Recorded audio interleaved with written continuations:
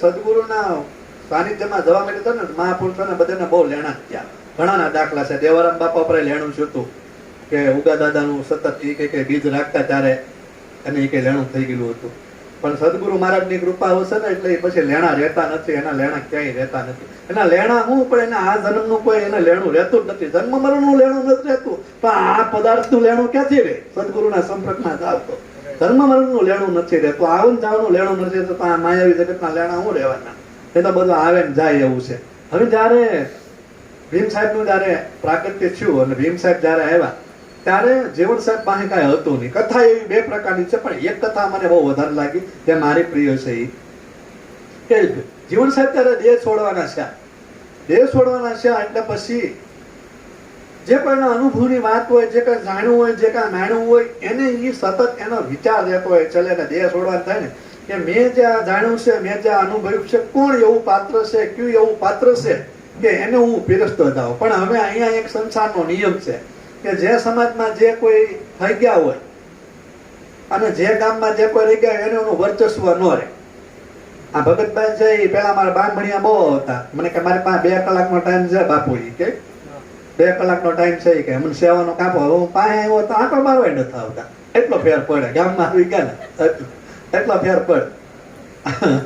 તો પેલા આવતા, હવે પાસે આવ્યા તો હવે આવે તો કે હાલો મારે ઉતાવળ છે, મોડું થાય છે એમ કરીને વી. કારણ કે ગામમાં આપણે ગણાઈ ગયા એટલે ગામના સાધુ હોય અને જે ગામમાં જે નાતમાં હોય એનું વર્ચસ્વ ન હોય. ગામમાં ભગત હોય કે સાધુ હોય કે ગમે એ હોય, એમાં એનું વર્ચસ્વ ન રહે. જીવણ સાહેબને સતત એ ચિંતા રહેતી હતી કે મેં જે અનુભવ્યું છે, મેં જે જાણ્યું છે, 18 ગુરુ કરી કાઢવી અને મેં અનુભવ્યું છે, તો હવે મારી આ વાત કોણ ઝીલી શકે, કોણ લેવા વાળા? પણ 2-5 માણસો પાછા હારાય હોય, એમાં બેહવા વાળા તો હોય જ, ગામમાં આવવા વાળા તો હોય જ. એટલે પછી કારણ કે શું છે, એ સમયમાં તો કામ બહુ હતું નહીં, નવરા જ હતા નહીં. ત્યાં તો માળો હવે બળતરા જાગી કામના પાર નહીં, એટલે સ્વાભાવિક ટાઈમ આપી ન હોય કે આપણે એમ. હવે એને 2-5 જણા બેહવા હતા. એમાં કોટડા સાંગાણીથી પ્રેમ સાહેબ જીવણ સાહેબ ની હારે બે. એ પ્રેમ સાહેબે એમ કીધું કે બાપા મને એ કે તમે જે કઈ વાત છે એ ઉપદેશ મને એ કે આપો. હું તમારી વાત લેવા તૈયાર છું. તમારો જે કાંઈ અનુભવ છે એ મારે લેવો છે. પણ તકલીફ એ છે કારણ કે જીવણ સાહેબના જે દીકરા હતા દેવળ સાહેબ, એને પેલા દેહ છોડી દીધેલો. દેવળ ભગતે તે વાહે વંશની ગુરુને છે ને કોઈ વંશની પડી ન હોય, પણ ગુરુએ જે અનુભવ્યું છે, જે જાણ્યું છે ને એની એને પડી જ હોય હંમેશા. એ વારસાની પડી હોય. તમે હું હજારો વર્ષોથી જે શાસ્ત્રોની, વેદની, ઉપનિષદોની જે વાત આલી રહી છે, ગીતા, મહાભારત, ભાગવત, પુરાણની જે વાત આલી છે, એ વારસાઈ કહેવાય. મહાપુરુષો સંતોના કબીરની આખી ધારા આખી નીકળી અને આખી સંપ્રદાય આખી નીકળી, તો એમાં વંશ નથી રહ્યા, એમાં વારસાઈ રહી છે. કેવો? અનુભવની વારસાઈ. એટલે મહાપુરુષો સંતોને હંમેશા અનુભવની વારસાઈની ચિંતા રહી છે, વંશની ચિંતા રહેતી નથી. કે મેં જે જાણ્યું છે, મેં જે અનુભવ્યું છે, એ વારસાઈની ચિંતા રહી. એટલે પ્રેમ સાહેબે કીધું કે બાપા તમારે જે ચિંતા છે એ ચિંતા મારે છે. કેમ? તમે મને જે વાત આપી છે, હું વાત લઉં છું, મને અનુભવ છે, વાત સાચી છે, હું ઝીલવા તૈયાર છું. થોડુંક આપ્યું છે તમારે દયાથી, થોડુંક થયું છે અને હવે મને પૂર્ણ કરો, એ વાત સાચી. પણ મારે શેર માટેની ખોટ છે એનું મારી વાતે ઝીલી કે આ વાત તો તમે મને આપી, તમે સમાધિ લઈ લો, કાલે સવારે હું મારી પાસે જાય તો હું પછી કોને આપીશ? એટલે એ કે વાત લુપ્ત પ્રાય થઈ જાય તો હું કરું?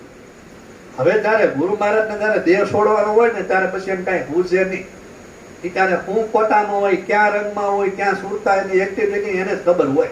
એટલે તારે એટલા બધા કોટા હોય ને તો કે જા તું તારે કે તારા ઘરે કે દીકરો થાય. પ્રેમ સાહેબ એમ કીધું એમ મારે દીકરો નથી જોતો. કેમ કે મારે દીકરો એમ નથી જોતો, મારે તો દીકરો એ કે તમારી જેવો દીકરો જોવે. તમે એ કે દીકરો થઈને ગુરુ કોટામાં, ગુરુ મહારાજ કે જા પ્રેમ એ કે તારા ઘરે એ કે હું દીકરો થઈને જન્મ ધારણ કરીશ ને આવીશ.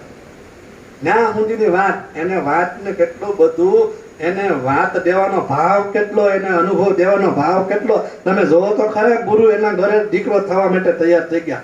એને વાતનો કેટલો એનો વળગાડ હશે અનુભવનો. એ અનુભવ એને કેટલો પ્રિય હશે કે શિષ્યના ઘરે દીકરો થવા માટે તૈયાર થઈ ગયા. સમય ગયો.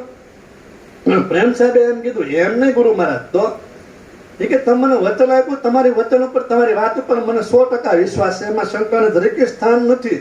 પણ એ કે કાલ સવારે એ કે કોઈ માણસ આવશે તો હું એને એમ કહીશ કે મારા ઘરે જીવન સાહેબ નું પ્રાગટ્ય થયું છે, તો મારે પાસે પ્રમાણ માંગશે તો પ્રમાણ હું એટલે પ્રમાણ કઈ ગુરુની વાત ઉપર કે ગુરુની ચર્ચા ઉપર કે ગુરુના શબ્દો ઉપર એને શંકા નથી, પણ જગતને એ દેખાડવા માંગતા છે કે મારા ઘરે જીવનનું પ્રાગટ્ય થયું છે એ સાબિતી આપવા માટે. તો તેનું પ્રમાણ હું તો જીવન સાહેબે કીધું કે જ્યાં પ્રેમ એ કે દાઢી અને મૂછ હોતો આવે તો માનજે જીવન આવ્યો હતો. દાઢી અને મૂછ હોતો આવે તો માનવાનું કે જીવન આવ્યું હતો. અને ઈ પ્રેમ સાહેબ ના ઘરે પછી વિશ્રામ સાહેબ નું પ્રાગટ્ય થયું અને ઈ કથા એમ કહે છે કે વિશ્રામ સાહેબ નો જન્મ છે ને એ દાઢી અને મૂછ હોતા આવ્યા હતા, જીવન નું પ્રાગટ્ય. એ વચનના વિશ્રામ જીવન સાહેબે એને વચન આપ્યું હતું. આ સદગુરુ મહારાજ ની તાકાત છે. દાઢી અને મૂછ હોતા આવ્યા હતા એ વિશ્રામ સાહેબ. વિશ્રામ સાહેબ છે એ કે જીવન સાહેબ નો અવતાર કહેવાય છે, એવી કથા માંડી છે. સદગુરુ નું ઋણ ચૂકવવા માટે, સદગુરુની વાત અનુભવવા માટે ભીમ સાહેબે જે જીવનને જે આપ્યું હતું એ ઋણ ચૂકવવા માટે એને પ્રેમ સાહેબને આપ્યું અને પ્રેમ સાહેબના ઘરે જીવન સાહેબનું પ્રાગટ્ય થયું. આખી વાત કોટડા સાંગાણીમાં ન્યા આખી લઈ થઈ ગઈ.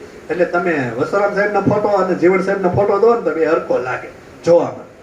અને એ વતનના વસરામ છે. એટલે કહેવાનો આખો મુદ્દો એમ છે કે સદગુરુ મહારાજે જે અનુભવ્યું છે અને જે અનુભવવાનું છે એને એટલું બધું પ્રિય હોય છે કે એ આ હદ સુધી પણ જઈ શકે ને આ હદ સુધી પણ એ અનુભવ કરાવી શકે. એટલે પછી જ જ્યારે ભોજા ભગત એમ કહે કે શબ્દની પાર આવા ગમન નહીં, 7 શૂન્ય જે ભેદન કર જાવે એને જન્મ મરણ મટી જાવે.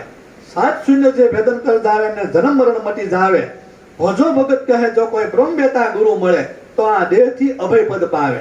7 શૂન્ય આની અંદર 7 શૂન્ય રમણ કરી રહી છે. જેમ ભાણસાબ હેલીમાં કહે કે 7 શૂન્ય ઉપર 1 શૂન્ય છે, લીલા શૂન્ય નિર્વાણ, સફેદ શૂન્યની ઉપર એની હંસ કરે પહેચાન. કબીર સાહેબ કે 7 શૂન્યની આગળ ચૈતન્ય ભૂમિ પ્રકાશા, સદા રહે આનંદમાં ત્યાં કમળ ખીલે બારે માસા. આવા મહાપુરુષો સંતોએ 7 શૂન્યની વાત કરી. એ વજા ભગતે કે 7 શૂન્ય જે ભેદન કરી જાવે જન્મ મરણ મટી જાવે. 7 શૂન્ય જે ભેદન કરી જાય ને જન્મ અને મરણનો ભેદ કે ભંગાઈ જાય છે. જન્મ અને મરણનો ભેદ કે એને મટી જાય છે, એને જન્મ મરણ શું છે એને ખ્યાલ પડી જાય છે ને આવા ગમન મટી જાય. 7 શૂન્ય જે વેદન કરી જાવે જન્મ મરણ મટી જાવે.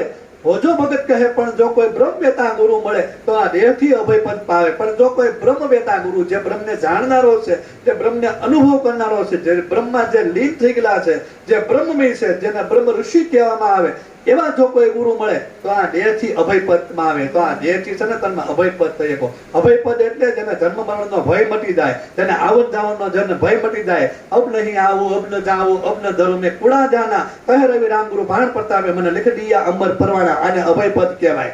જો કોઈ બ્રહ્મ બેતા ગુરુ મળે તો આ દેહ થી અભય પદ પાવે. બોલ સદગુરુ મહારાજની જય.